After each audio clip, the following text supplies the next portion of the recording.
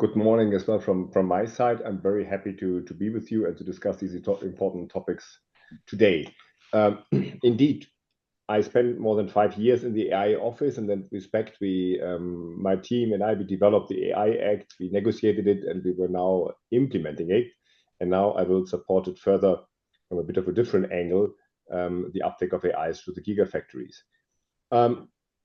If we look at the EU AI policy, one thing which is always a bit striking is that the public perception varied very much over the years when we started this endeavor.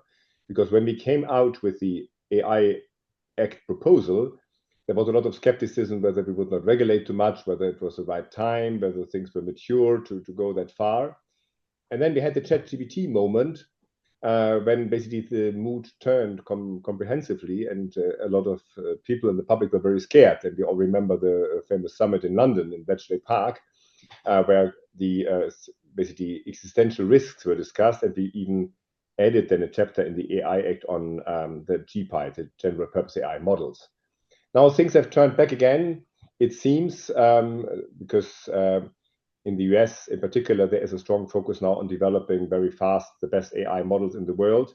And again, we come back to the old reproach to Europe that we are regulating and other parts of the world are innovating.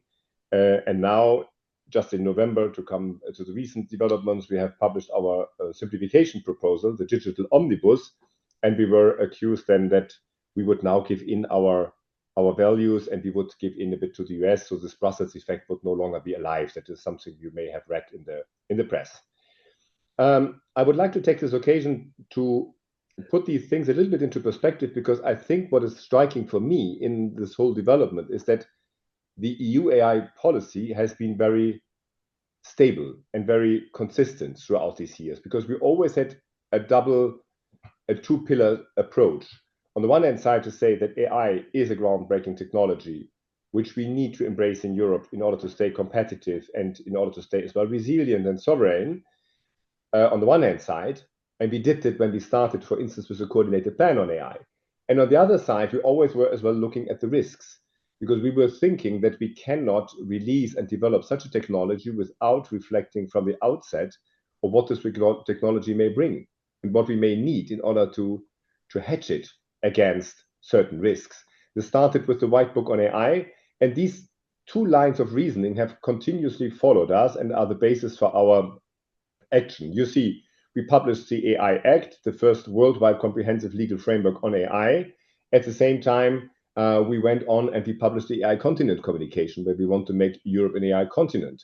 We started to implement the AI Act, I think, with quite some force. We set up an AI office with more than 140 people. We developed guidelines on the AI definition. We implemented the prohibition. I think we very successful landed last summer, this summer, it's not yet, to the end of the year, the general purpose AI code for the large models, which I think is a major groundbreaking element. The first time that we have really a code filling out the rules for these very big models worldwide. And we started to apply the governance rules, so that member states have to implement now and have to set up their bodies and agencies.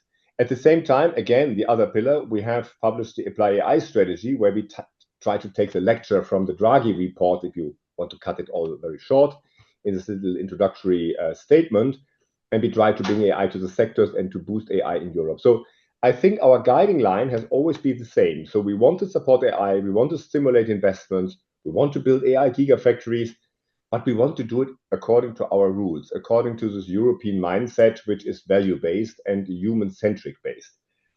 Now, if you look at the latest development, this is the AI omnibus, the digital omnibus, where we have a number of, I think, significant simplification measures. And here there was, of course, and the fear expressed in the public, that is this now a turn? Are we looking into a different direction now? And I don't think that this is the case. Because if you zoom in a little bit on this digital omnibus, which has been adopted by the college on the 19th of November, you see there are some rules on data, they are on the single entry point. But as far as the AI Act is concerned, you have, on the one hand side, you have some rules in the data protection regulation, which helps. So that is the rules on pseudonymization, or the rules that training of an AI system or model can be a legitimate purpose. But if you look really into the AI Act, you see that the fundamentals have not been touched. We don't put the choices in question which we have taken. It's basically about how can we achieve these objectives, perhaps sometimes in a little bit of an easier way, to ease for our businesses a bit their lives and to make it a bit easier to implement and simplify, but without changing the level of protection which we think is necessary. This has, of course, particularly been discussed on this one element, which is the prolongation of the two deadlines. We have this deadline for Annex 1 and Annex 3, so for the AI embedded and for the AI self-standing. Here again, you see that the Commission tried to find a very fine balance because we want to keep it reasonable and implementable. Therefore, we want to allow to develop the necessary standards or similar tools like guidelines, which may take a bit of more time. And therefore, we want to give ourselves a little bit more time. But at the same time, we put an end date, which is maximum 15 months later than the initial date. And we still allow for a Commission decision to anticipate this end date for both annexes in case the support is there. So we still are fully on track. This is not a stop the clock or putting aside of the AI Act. This is just a bit of more flexibility without decreasing the pressure of getting everything ready as it must be. The same holds true for the other measures. We allow a bit more, we extend the SME measures to SMCs. We put the AI literacy more on the member states and on the Commission because we see that there was a bit of a complexity for companies to do this individually. And I think what is very important, and I don't want to go into all details, is the extension of the governance, that we want to centralize this a bit more, because we see, and that I think fits well to the summit today, AI4People, that of course a value-based rule system is only as effective as its governance, because if it's not implemented, it's not well governed, it doesn't bring the result we all wish it to achieve.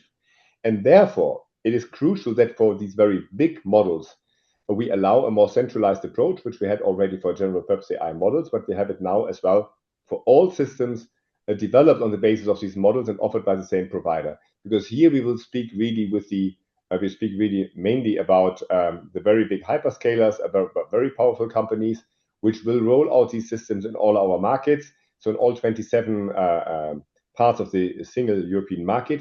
And therefore, it is important that we have a central body, the AI office, who can look into this, who has as well all the knowledge about the model, and who can then, on a level playing field, ensure that the rules are fully respected. So my message for today is Europe is on track.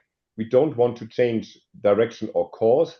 We adapt it in order to stay competitive and agile, but we will do this in full respect of our values, which have driven this course from the beginning. Thanks a lot. Thank you, Kilian. That couldn't have been clearer. That's very helpful.